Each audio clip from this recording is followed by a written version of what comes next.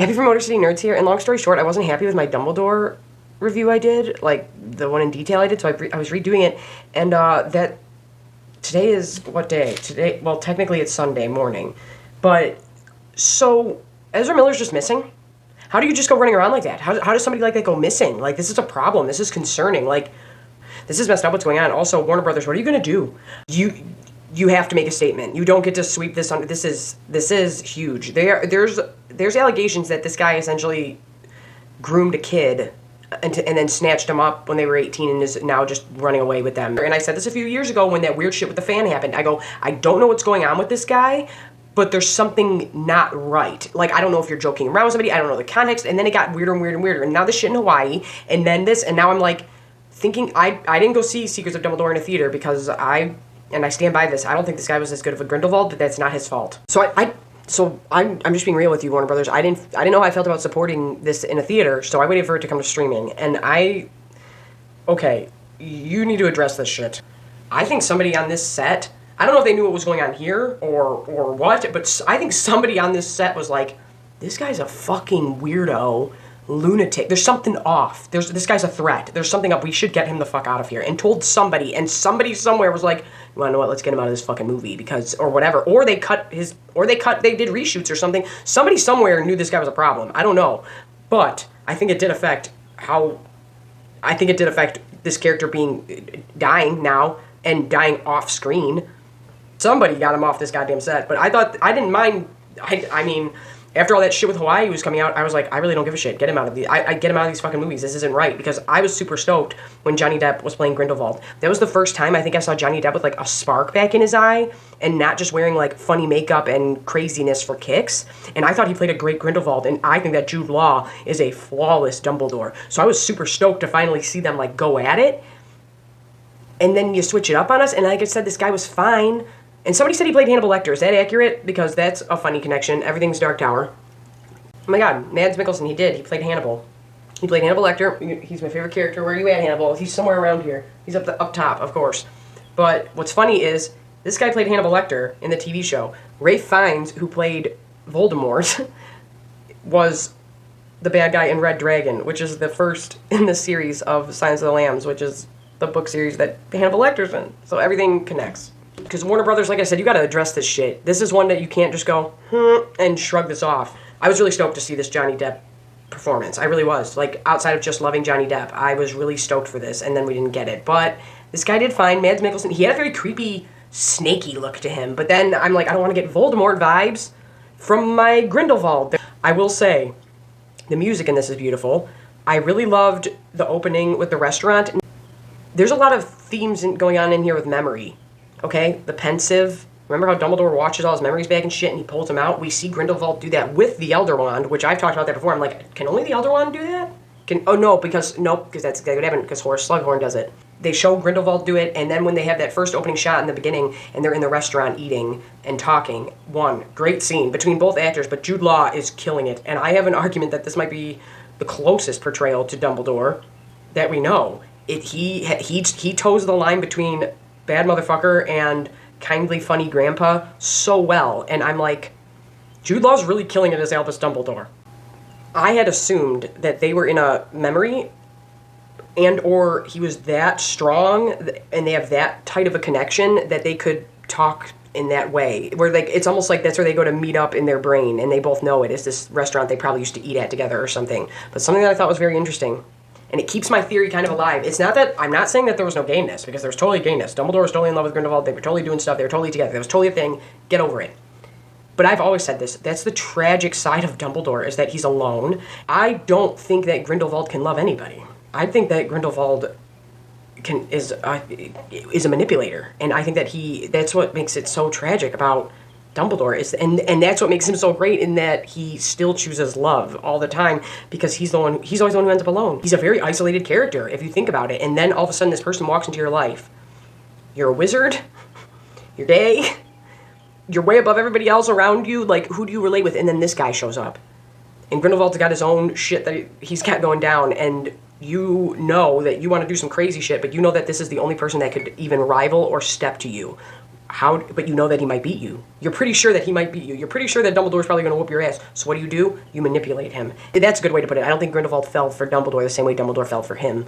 And I think Grindelwald was like, now that we're here, you kind of could be a threat to me, and I'm pretty sure you could beat me. So how do I keep that away? Because that's another thing with this movie that I don't know if they're just adding things in or what. But if you notice when Grindelwald had the blood pact, it was kind of like wrapped around his waistcoat and everything, like and loose. Now we get to Dumbledore having it, and it's constantly constricted around him. And then when they showed what it could do, it tries to escape and break and destroy itself. And it has to do with your emotion. You can't even, if you emotionally genuinely feel like you care about this person, but then you're gonna betray them, it fucks with you. But once Dumbledore's like, no, I'm free of this shit. It's the same as dealing with, and from experience, an abusive relationship. There's a point you hit where you're like, I feel bad for you, and I feel bad for the shit that you went through, and I can understand why you are the way you are, and why you're abusive and terrible to others, but I cannot be in this shit, and I don't have to fucking condone it. I'm sorry for what you went through, but fuck off with your shit. That's the point you have to hit, and I feel like once Dumbledore hit that point at the end was when it finally broke apart, and that's when Grindelwald gets shook and is like, oh shit, this is a problem. At the very beginning, it's heartbreaking because we get the I love you, or I loved you, from Albus, and then Grindelwald doesn't say that back. And also, I've got questions about that Phoenix, okay? So does that mean does that mean that Albus Dumbledore was dying the entire time we knew him because Fawkes was there? Or what? What was that? Because it does make sense when Grindelwald tells him, this shows up every time a Dumbledore is in true need. Okay, well, when you're dying, that makes sense. But when did Fawkes show up? That's what I need to know. That's my number one question. When did Fawkes show up? What's the rules with these Phoenixes, okay? But yeah, there's a lot of stuff that has to do with memory. He pulls the memory out of Kama's head. They're in the restaurant thing, but I think that was kind of a memory. The mirror dimension shit that was like Dr. Strange, that's what I mean here. I'm like, Dumbledore was pulling some shit, and it was like, oh, I think you're just that strong. And I think that's what they're trying to show here, or you're using memory a lot. I'm just in big ways, is all I'm saying. We get this weird chillin', okay? The chillin'. I don't know how I felt about all that shit. The chillin' stuff, okay? So we get through the very beginning. We get to see Newt. He's crawling up a mountain. We find this animal. Looks very thestrally, don't it? That's what I thought it was. I was like, oh my god, it's a thestral. But it's not a thestral. It's a chillin', and it has a baby. And then all of a sudden, Credence and the Mean Crew show up, obliterate Newt into smashing his head or some shit, and take the baby. But then Newt is like saying sorry to the mom and finds the twin, and so there's a twin. So there's a sibling to that chillin'. So we got the sibling chillin'. There was twins, and then the mom dies, and it was super sad, and I was very upset. But here's why I bring up thestrals even more. There's a very big theme in this of siblings and partners, and Albus and Aberforth, Theseus and Newt, Queenie and Tina, Grindelwald and Dumbledore, the Elder Wand, which has Thestral core. Is there another one running around? Is this going to be like the flip-flop to a Thestral? I don't know. They didn't say all that, but I thought the explanation for this creature, and I understand it's Fantastic Beasts and where to find them, and I liked the amount of beasts. I liked this one. I liked this. This was pretty. I thought it was decent. The chillin' stuff. The chillin' stuff took way too. That was like I was like, come on, what the fuck is this shit? But we end up finding out that this thing just can essentially find the pure of heart. It can find who's a good person. That's what we end up finding out. I did like seeing Aberforth with the mirror magic. Now, if you've read the books, you know that James and Sirius, it's in the movies too, but James and Sirius have a two-way mirror, and they would bullshit with each other when they were in detention together. That's the story that Sirius tells Harry. When someone ransacks number 12 Grimmauld Place, Sirius's house, they snag up all this shit. Part of it is the two-way mirror that James and Sirius used to have, and Harry, he says it in the movie. Aberforth says, Harry goes, you shouldn't have that. And Aberforth says, it belonged to Sirius. Yeah, I know. And then he's like, he had no right giving that to you. And he says, yeah, well, where would you be if he hadn't? And then Harry's like, okay, fine. Because Aberforth's the one who gets them out of Malfoy Manor because of the mirror. So I just thought that was interesting, where I'm like, okay, so did James and Sirius either see it through Aberforth and learn how to do that, or what? It's just, this isn't the first time we've seen that form of magic, and I liked the way they used it. I thought that was really cool. I liked that. And to have it be with a character that is known to have used those before and knows what they are, it fit. I'm sorry, but it fit. Well, There was a lot of death. There's a lot of death, and before we get there, I'm just going to say it now. If you never understood that they were setting up Grindelwald to be like Hitler way back in the very first book, when on the back of the chocolate frog card, when it says in 1945 he defeated Grindelwald and all that, everything about Grindelwald was always very Hitlery, and so I don't want to hear when people are like, don't put that in here. I'm like, no, that's been there since Harry literally rode the Hogwarts Express for the first time. I really like Albus telling them this is what's going to happen, and it's like I said, it's essentially Hitler. He's like, he's going to tear the world apart with hate and bigotry and all this stuff. Credence is just crying, and Queenie.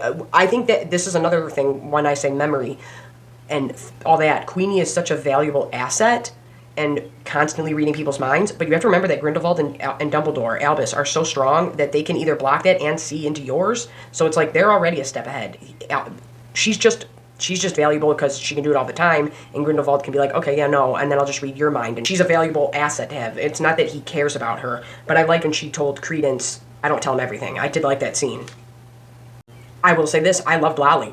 I loved her as a character. I loved seeing an American Witch. That was super fun. She was super fun. I literally put in my notes, feisty, meaner Hermione in a good way. I love her. I really like her a lot. And she used a lot of book-related magic. I really liked it. Another thing I thought was cool, she's a charms teacher. Flitwick is a charms teacher. They always said that Flitwick was a dueling champion, and then they comment on how she's a badass, and she is a badass. She does some really cool stuff in this movie.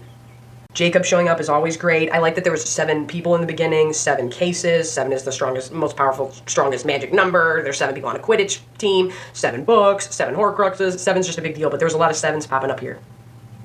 Also, poor assistant Lady Bunty. How sad is that? That you can never be with him. Like, I don't know what was going on there, but I'm like, I don't know if you want me to feel bad for this woman or cheer for her. I don't know. We'll also tie in this right now. I don't know. It seemed odd to me that Tina wasn't in it at all. I don't know if something happened with production or what was going on there, but I said this before, because of the Hitlerishness going on, the Holocaust shit, Goldstein is a very Jewish-sounding last name to me.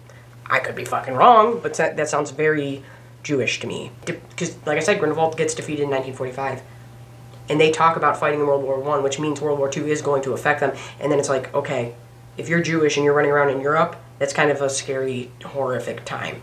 I don't know if that actress that was doing something else, I don't know what was going on behind the scenes, but I thought it was weird that she wasn't in it at all, and I was like, unless them being a huge part of it, her and Queenie is going to be more prevalent in the next movie. And it could possibly be through that. We get to Germany, it's very Third Reichish, it's very scary, Nazi-esque. I thought, just like with every Harry Potter movie, the settings in this are absolutely stunning, and they're absolutely gorgeous. The way it looks is just, it looks great, and the way they did that, it was like, no, the whole vibe changed. It's very scary, it's very overwhelming.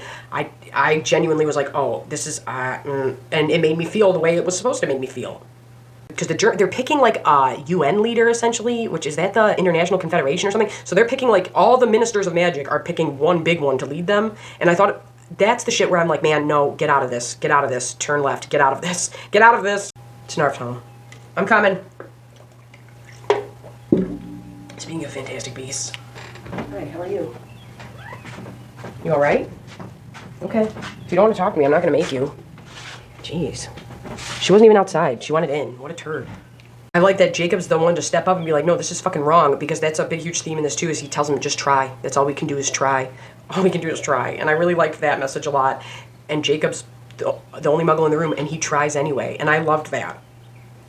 I love the line between Aberforth and Dumbledore where he said, I was in the same house as you. I know what went on, the good and the bad. I thought that Aberforth's my favorite Dumbledore, and I thought all the stuff with him, I thought saying that Credence was his dad was a little just like, okay, we're just throwing it out there then. We're not even going to fuck around with this. But there was so much going on that I didn't really mind it, and it fits. Because then it also adds to Aberforth and the resentment he has towards Albus, and it's like, okay, so not only did this already go down with Ariana, it went down with my son. I do think that, there's some type of time turner shit going on with Minerva McGonagall for sure. But notice that, once again, being the greatest platonic relationship ever is Minerva McGonagall and Albus Dumbledore. She's the only one that everybody else goes, I didn't know Dumbledore had a brother, except for Minerva. And I liked when he was like, sorry, Minerva, I did like that. But notice that she's the only one who knows that it's Dumbledore's brother. So these ministers, UN meeting of leaders, magic leaders, are going to allow Grindelwald to stand in the election, which kind of made sense to me, but I was like, are you stupid? This is kind of just, like I said, when you get into all the crazy political shit, you're going to get Phantom Menaced, and everybody's going to go, what the fuck are you doing here? So just blow through it, okay? No more, don't do that again. But, so they're like, let him stand in this election. I'm assuming that the chillin' at the end was just like a way to sway people, because if you saw, like, people did start shooting colors up into the air, and I was like, okay, so, is this animal choosing, or is there a vote? Do the ministers vote? Does the chillin' vote? Who votes here? But I thought, like, the chillin' was just a very, like, a big thing to go, like, oh, you're a decent human being, we should vote for you. It's like a big, obviously, if you don't vote for the person that chillin' kneels for, you're a jackass. But throughout this movie, they did a really good job of showing friends matter, your family matters, your siblings matter, your romantic partners matter, everybody matters, like, everybody, your kids matter, everybody's, it's love.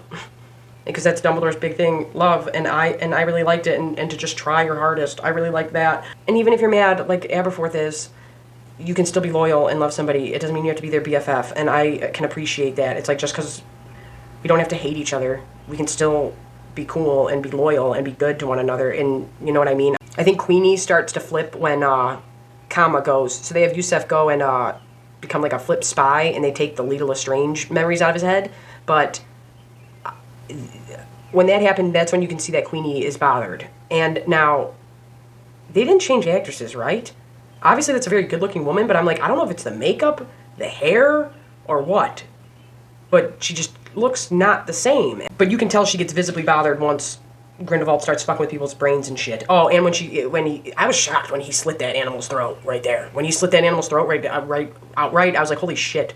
And they did a lot of stuff where I was like, no, good for you. You're going there with the storytelling. You shouldn't shy away from it. Like I said, Grindelwald has been made throughout the series, if you've read it. This is a big bad guy who did a lot of bad stuff, so it should be dark, but I was shocked when they went that far, and you can tell that bothered Queenie too, but I think the idea of anybody being in her mind, because she's always in other people's minds, really disturbs her, and I think that she was worried, okay, well, what if you take the memories of my sister away? And so there's that sibling thing going on again. This says Dumbledore says you ain't shit, so what the fuck?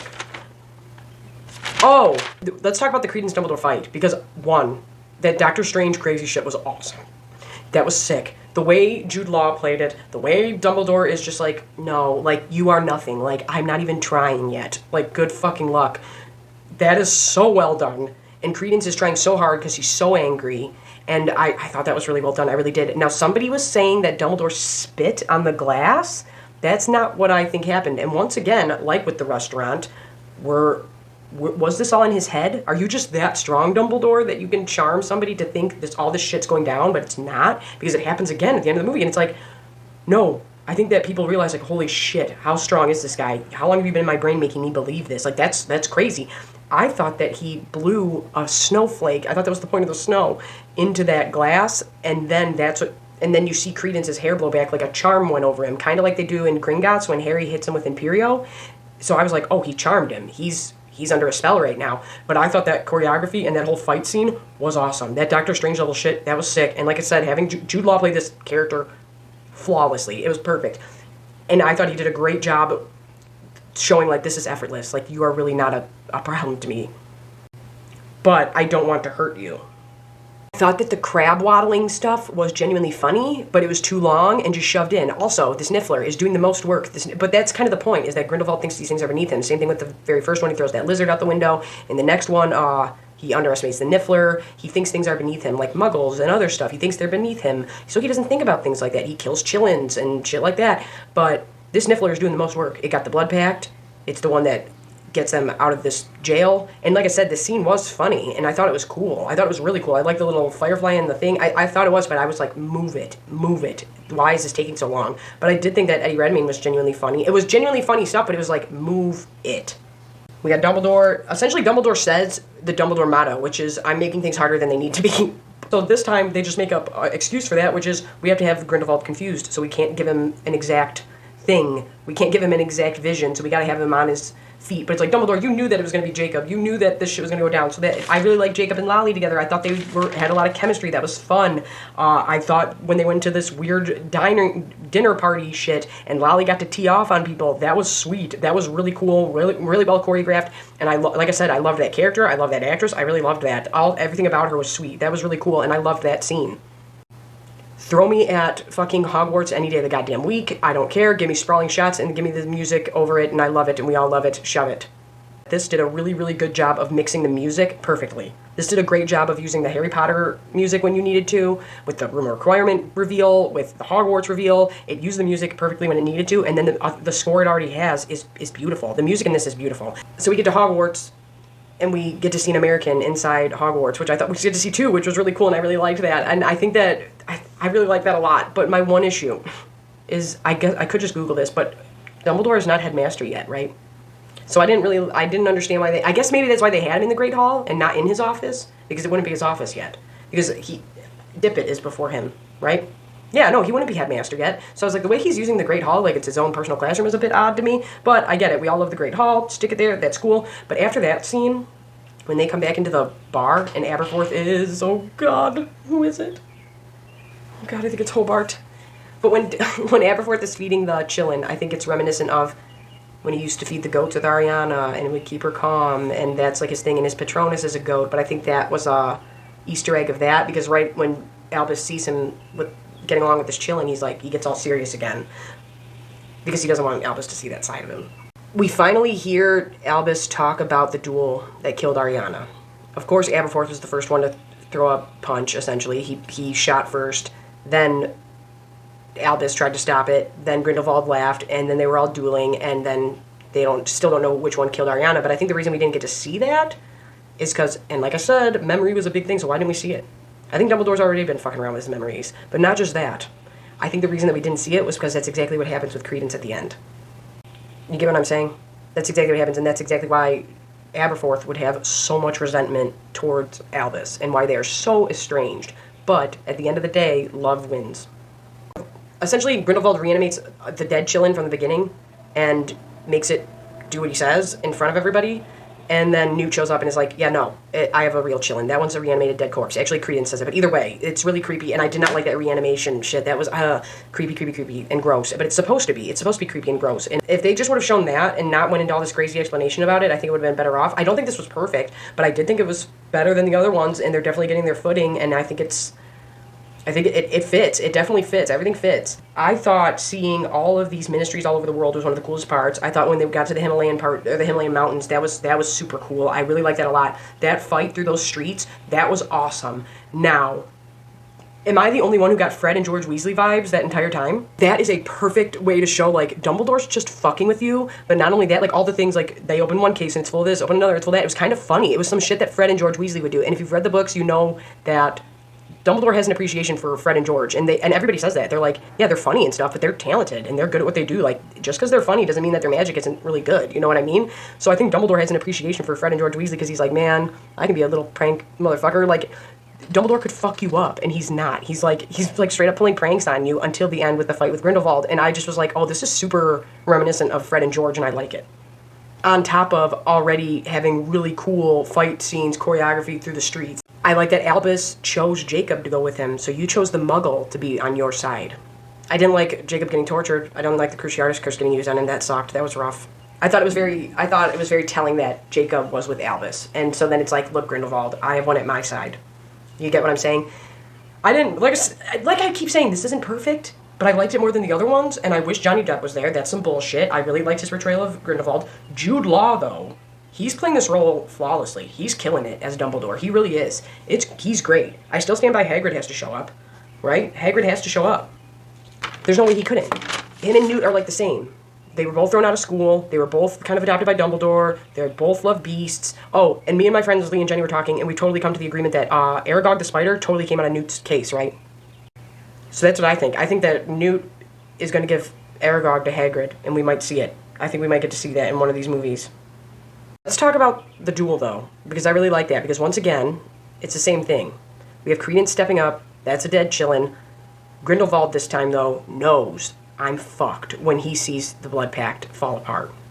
Mads Mikkelsen did a great job with that. You could tell he was like, oh shit, I'm fucked. And that's what he knows, because he knows Albus is better than him. He knows Albus can take him down. But I did like that it was Grindelwald, Aberforth, of course, where it's like Aberforth is probably quicker on the draw, Albus is more talented. So it's the duel like with Ariana all over again, except this time the Ariana didn't die, but Credence is eventually dying. That's the part where I'm like, I think you guys are just trying to shove Ezra Miller out, and I think he was going to die eventually, but I think you guys are killing him 2 movies early and off screen, and I don't mind. Good, get him the fuck out of here. I just thought it was very, it's like, no, it fits, it works, but we're rushing right past that, aren't we? I thought the Albus versus Grindelwald duel, once again, in the mirror dimension was super sweet, and not only when the blood pact falls apart does Grindelwald know he's fucked, when he realizes, that's what makes me think this is something we're going to learn about, because when Grindelwald realizes, oh, we're in this, oh shit, you did this to me, like, there's something in his eyes that's like, fuck, I can't do this, you can do this, like, we might have talked about this, or something, because there's something about Albus being able to do that, because those are the only 2 times Grindelwald looks shook, when he sees the blood pact break, and then when he realizes, I think he's in my head. I think that's what was going on. But when they both stopped and touched each other, I really loved that, because it was like, no, I can say that I loved you, and I can say that I do love you. I can say that I care about you all day, but that does not mean I condone the shit you're about to do. Just because I love you doesn't mean that everybody else should go without love. I thought it was genuinely heartbreaking when we heard, well, who will love you now, Dumbledore? I like that he was just like, I wanted to use it. I think this is where the Elder Wand changes allegiance, because Albus was just better, and that's what he says. He's like, it's fate. I wanted to out of protection. He wanted to kill. Editing Abby here, I realized a couple things. I think there's something about the Elder Wand and wanting to use it for protection and not to kill, because that's why I have my tattoo of the Elder Wand, and I'm about to read you guys the exact quote that Dumbledore says in the books about the Elder Wand to Harry, and then the quote from this movie. Sorry guys, I'm balancing on these death steps. Are you ready? I was fit to own the Elder Wand, and not to boast of it, and not to kill with it. I was permitted to tame it, and to use it, because I took it not for gain, but to save others from it. That's from the books. Okay, I got it up right now. It says, he sought to kill, I sought to protect. Maybe the Elder Wand has, that's where the true power is. It's not really defeating. It maybe protection has something to do with it. I don't know. And like I said, I just realized this editing, so sorry that I'm throwing this in there. So maybe that's, I do think this is where he won the Elder Wand. I do think Grindelwald knows that. I think Dumbledore knows that. I could tame it, I used it to protect, not to hurt. I was protecting, he was killing. Maybe that's got something to do with it. Or there's, like I said, with the twin thestral chillin' thing, maybe that's a thing. But I definitely think that there's another Elder Wand out there. And I definitely think that Grindelwald's eye is not a hollow, but it's something. Also, notice how flames and fire and phoenixes have always been Dumbledore Albus's thing. Notice how his flames and stuff is red, while Grindelwald is blue. Same with the blood pact. One side is red, one side is blue. And there's something about fate and all that, and it's like, you're kind of just summing it up, but I don't mind it, and I don't hate it, but I do think that's where he's technically the controller of the Elder Wand. Make the distinction to say we need to stop him, not kill him, because like I said, Grindelwald doesn't die. He ends up in the kicker with the giant sprawling mansion Grindelwald lives in, is that ends up being his prison. It turns into a prison later on. Normangard turns into a prison, and he ends up getting killed by Voldemort there. And this is the tragic part about Dumbledore. We get to the end of the movie, and I loved the ending. I loved the ending with Tina showing up, with Newt, with the wedding. I really loved that. But when you see Newt and his brother, and it's like, okay, well, Aberforth and Albus have this jacked up relationship. Learn from others, learn from the people, learn and do better, and all you can do is try. I really like that. But you get to see Theseus and Newt, Newt and Jacob, Queenie and Jacob. We get to see Newt and Tina. Even Lolly, when she shows up, has people with her, and not only that, she holds Tina's hand, like, we're all together, and then we look across the street and Albus is all alone.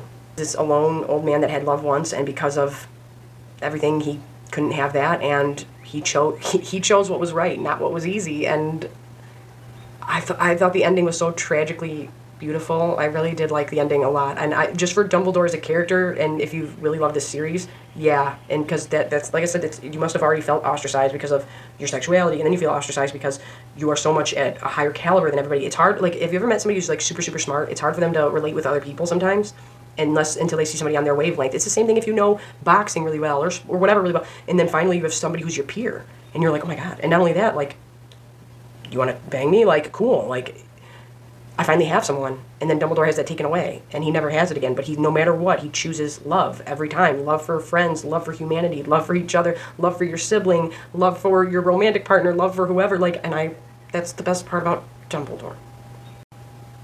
And I do think that Jude Law's killing it as this character. But I feel like I went on for too long. And get Ezra Miller off the street. Somebody find this man. This isn't a joke. I'm serious. That's fucked up. But I'm happy with Motor City Nerds. Make sure you like, share, comment, subscribe. Oh, I'm on OF. I'm on everything. It's down in the description. I'm doing a walkthrough of Final Fantasy X. It's a good time. You can stop by. I already did a whole walkthrough of Kingdom Hearts 1. That was fun. We have a bunch of stuff over on the channel. Go check it out. Oh, and a bunch of Game of Thrones stuff. But seriously, get Ezra Miller off the streets.